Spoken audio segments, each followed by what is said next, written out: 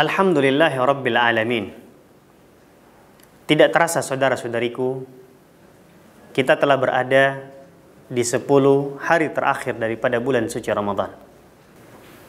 Di antara amalan yang Rasulullah SAW contohkan dan tunjukkan kepada kita selaku umatnya adalah menghidupkan 10 malam terakhir Ramadan dengan amalan ibadah dan ketaatan kepada Allah Subhanahu wa Ta'ala. Di antara amalan ibadah dan ketaatan tersebut adalah beriktikaf di masjid, di rumah Allah Subhanahu wa Ta'ala. Dalam sebuah hadis Nabi sallallahu alaihi wasallam menyebutkan bagaimana beliau sallallahu alaihi wasallam ketika bertemu dan berada di 10 hari terakhir Ramadan. Disebutkan, kana Nabi sallallahu alaihi wasallam idza dakhala fi ashril awakhir min Ramadan shadda mi'zarahu wa ayqadha ahlahu wa ahya laylahu. Adalah Nabi sallallahu alaihi wasallam apabila telah memasuki 10 terakhir bulan suci Ramadan, maka beliau semakin menguatkan ikat pinggangnya, sarungnya, yang menunjukkan kesungguhan beliau yang melebihi daripada kesungguhan yang beliau tunjukkan pada awal-awal bulan suci Ramadan. Kesungguhan untuk beribadah dan melakukan ketaatan dan taqarrub kepada Allah Subhanahu wa Ta'ala.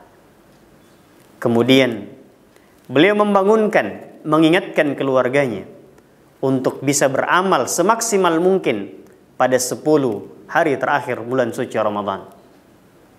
Dan yang terakhir, di antara amalan yang beliau lakukan di 10 hari terakhir Ramadan adalah menghidupkan waktu malamnya dengan banyak beribadah kepada Allah Subhanahu wa Ta'ala.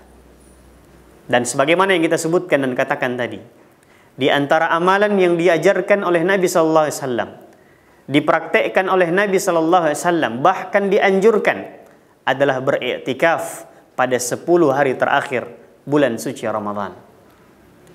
Apa yang dimaksudkan dengan iktikaf?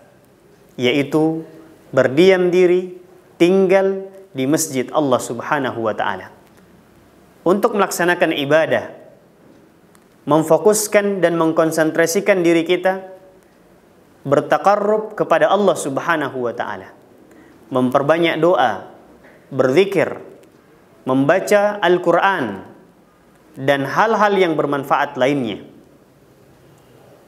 Sebab i'tikaf adalah satu di antara amalan yang tidak pernah ditinggalkan oleh baginda Rasulullah Muhammad sallallahu alaihi wasallam.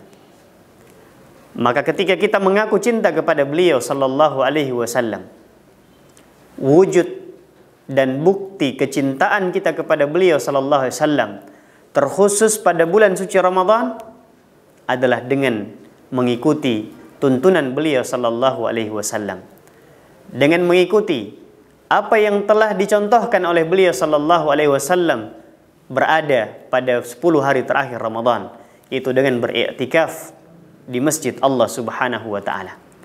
Maka mari manfaatkan kesempatan kita di 10 hari terakhir Ramadan ini untuk beriktikaf di masjid, di rumah-rumah Allah Subhanahu wa Ta'ala. Semoga keberuntungan akan senantiasa menemui kita.